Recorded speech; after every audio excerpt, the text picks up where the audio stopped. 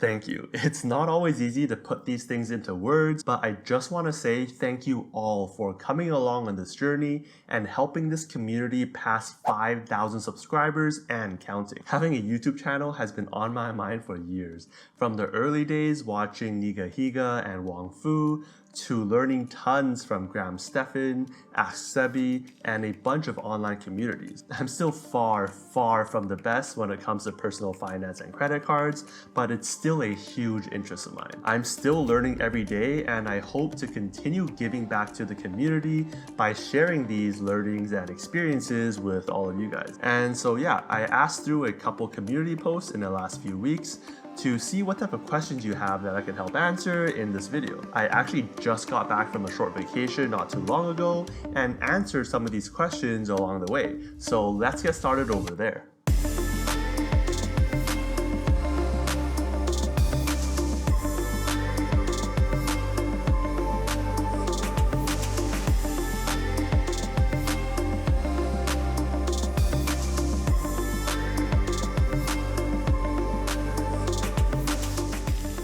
Alright, so here at the Plaza Premium Lounge, just right before flying over to Tokyo on the second leg of the trip, I thought I'd answer some more of the questions. How do you typically end up redeeming your points? Personally, I never really use my points for anything other than these aspirational trips, where you usually get more than 2 cents per point or so. Because if I was going to go for straight cashback, I probably would just keep it simple and do the City Double Cash, for example. But the main reason why I'm in this whole credit card game and getting all these points is to experience these more luxurious experiences without having to pay the ticket prices. For example, being in this lounge here through the American Express Platinum card, because they no longer accept Priority Pass members, and because of things like this or a lot of other reasons, I still think the Amex Plat is still one of my highest value cards in my wallet, so I don't really see me getting rid of it anytime soon. Alright, then are there any cards you regret getting? I don't think there are any cards I ever regret getting, because I'm pretty selective with the cards I do get, but I think one that would probably be on that list would be the United Mileage Explorer card. I think I got that back when I wasn't too sure which cards I wanted to get. There was a slightly elevated bonus and it seemed like a good card, so I went for it, but later downgraded it to the United Gateway card. And I still even have the United points and haven't really found a good use for them, but unfortunately, as of recently, they started devaluing the points, at least through the transatlantic flights, but I wouldn't be surprised if they continue to roll it out to all the other flights as well. Alright, let's pause it there and let's head over to the next destination.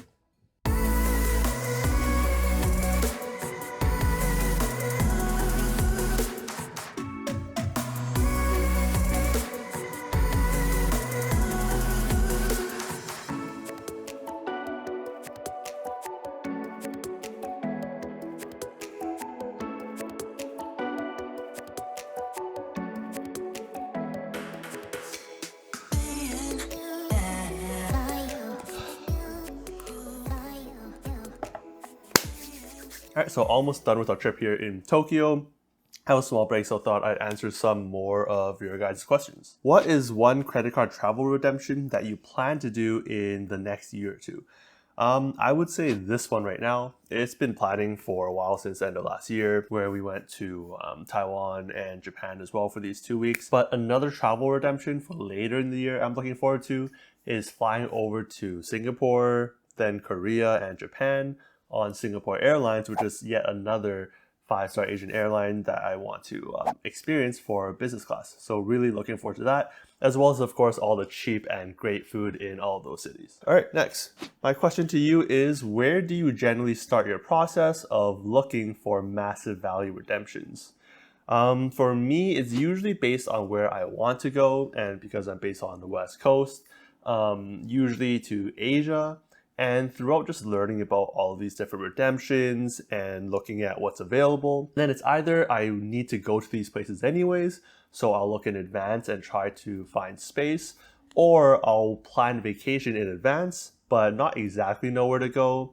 But if there is some type of award space that opens up, I'll usually try to plan my trips around that. And another thing to note is you don't have to book a direct flight to whichever city you're going to. You can book a flight to, say, Singapore with Singapore Airlines, to Taipei with EVA, to Japan with JAL or ANA, and then connect onwards to the city that you want to go to. The biggest problem always is trying to find that trans-Pacific flight. So if you can get that locked down first, then the rest of your itinerary should be a lot easier. All right, then how to search for great award flights when you don't care where you're going. So with that, it's keeping up with people in the community. From other YouTubers to people who write blogs, that's a good way to stay up to date on what's going on. Because usually when one posts about them, all the others will usually talk about them as well. And then another tool is seats.aero, which you can filter where you're flying from and where you want to fly to. Not specifically to a certain city, but general regions, everywhere, or specific continents, and see what economy, business, or first class is available and on what dates. So using that can give you a quick glimpse on what type of availability is there for the routes that you may want to go on. Next question. My question is, if you could only have one credit card duo, what would that consist of? So based on the words of this question, it really leans to one answer, and that's with the amazing duo with the Capital One Saver One and the Capital One Venture X cards. One of which gives you some awesome 3x multipliers across some great categories, giving you a great way to earn a lot of points, and then having the Venture X be the card that gives you all of these travel experiences with lounge access, travel credit, TSA pre-check, and more. And the power of this combo comes when you can convert the cash back from your Saver One over to Venture Miles and redeeming it for outsized value through one of Capital One's travel partners. So the next question is, how long do I need to have a credit card for before getting a second one? I have had the Freedom Unlimited for close to 2 months now and don't want to apply too early. Usually people would say 1 to 2 months is enough, but personally I recommend 3 to 6 months, so you're kind of pacing it out a bit more. Although I'm more of the type that doesn't lean on getting so many cards in such a short amount of time. I usually pace my cards out a bit more. And also with the 3 months, you probably need some time to hit those minimum spends anyways, especially on the cards with higher limits. So take your time in applying for your next card. What's your favorite vacation spot?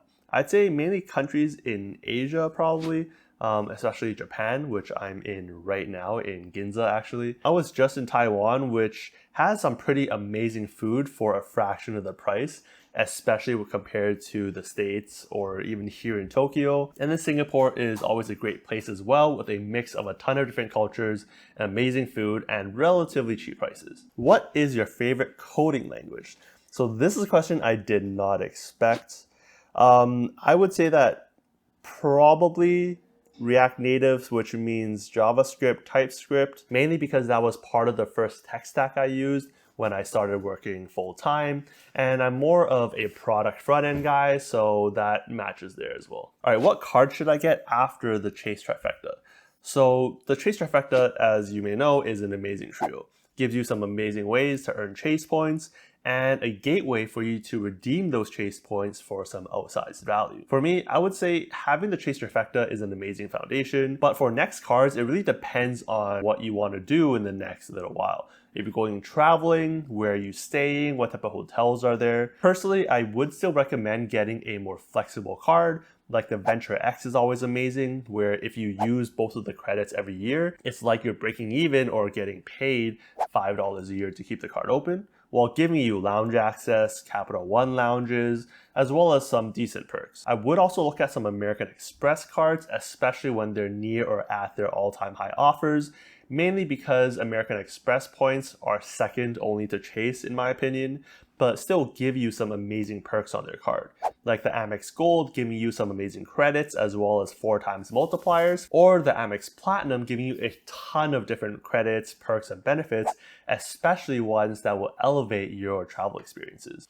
All right, so we're finishing up here in Tokyo, and my next stop is actually in Fukuoka, still in Japan for a couple of days, and then heading back home, also on EVA Airlines. So you'll probably see some clips in this video on that experience as well.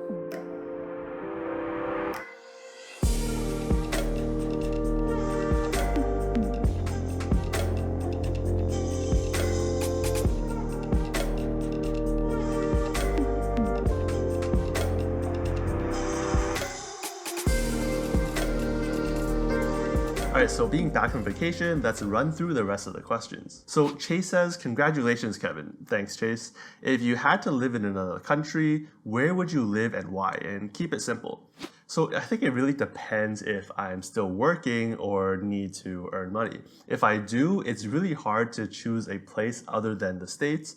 Maybe Canada, but the job markets are really different between the two. But if we're talking about working for yourself, where you're location independent, or you're retired and money isn't an issue anymore, then I'll probably want to try out a few areas in Asia. I think everywhere has its pros and cons though, so ideally you're not locked down in one single place. Alright, so then Budget Live Safe says, I'm ready to expand to Amex. Welcome to the club.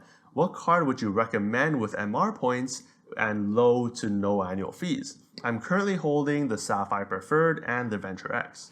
So when it comes to Amex and no annual fees, the card that comes to mind, especially if you don't mind business cards, is the American Express Blue Business Plus card, given its 2 times points for all of your spend, up to a pretty high limit, as well as having 0 annual fees. Meaning this is the type of card that will give you a pretty good baseline of earnings no matter which category you're spending on, as well as allow you to hold this card basically forever, given there's no annual fees. Next on the list though, you may want to consider the Amex Green card, which has gotten a lot more popular recently. And that's for good reason, because you can get 3 times on travel, transit, and dining, $100 lounge buddy, and clear credit, along with a really high welcome bonus currently that will more than offset the $150 annual fee multiple times over. And then of course, how can we forget the Amex Gold?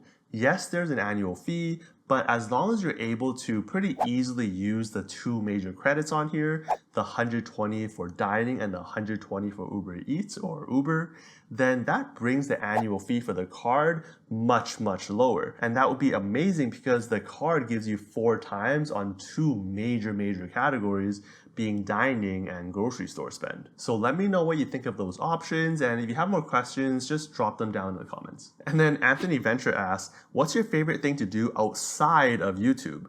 So I think outside of YouTube, I do enjoy trying to find new food, new restaurants, and new cafes, especially those that are really aesthetically pleasing and have good coffee, which is something we did quite a lot when traveling across Taiwan and Japan, stopping by just nice looking cafes to get our caffeine fix throughout the day. And then outside of that, traveling of course is huge. Maybe it's because I haven't traveled that much over the last couple of years that I'm traveling a lot this year, and even just coming back from vacation, I already want to go back, so that says something. And then sports, I'll usually play most sports, but recently I've been getting into volleyball a lot, some badminton, and Ultimate is one as well. And then in general, photography, videography, the market, and stocks, especially with all the new tech that's coming out, like the Vision Pro or the huge AI wave that's just sweeping through everything recently. All that with my regular day job on the side probably fills out my week to week. Then we have Baby Vilch asking, how does one get or avoid Amex Popup Jail?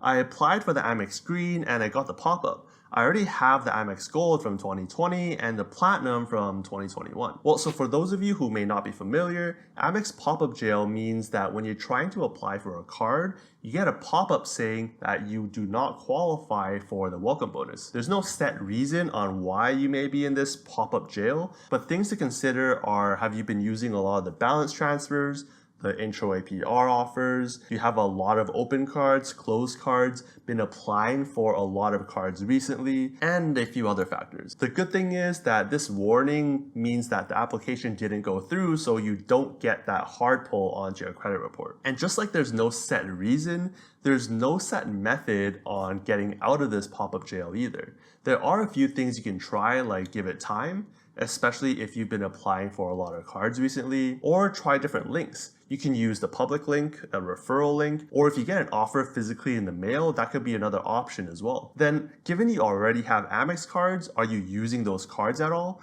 Because having those cards means they can track your spending habits. And if you have those cards and don't use them at all, then maybe they're hesitant to extend you even more credit. To try and fix that, you might want to put more spend on those cards over the next few months, then try again to see if you're out of pop-up jail. Okay, then we have Luke's Points and Miles asking, who wins? You versus Matt Welter in a very limited rules set combat match. No holds barred, no biting. What strategies would you employ? So not really sure how to answer this. Maybe revive some martial arts from a long time ago? I don't know. And then Queen Conscious asks, why every time I apply for a credit card, when they send your score in the mail, it's 20 points higher than what's on Credit Karma? I get excellent on Credit Karma, but the score is still 20 points higher than from the paper in the mail when they pulled from TransUnion. So these sites are only estimates, not exact scores, so they can vary a bit. Though you can request a credit report directly from the bureaus themselves. In general though, these sites give you a pretty good estimate and ballpark of where your score's at, and is accurate enough to use for regular day-to-day things. Remember though, a temporary dip in your credit score from 10 to even 20 can be expected if you suddenly have extra high spend or open a few cards, but usually they should go away after a few months once those issues are more resolved. And again, thank you so much for being part of this amazing growing community. And if you watched to this point, leave a credit card emoji. And a question for all of you, what type of content do you want to see more, whether it's credit card related or not? Let me know down below in the comments, and I'll see you in the next one.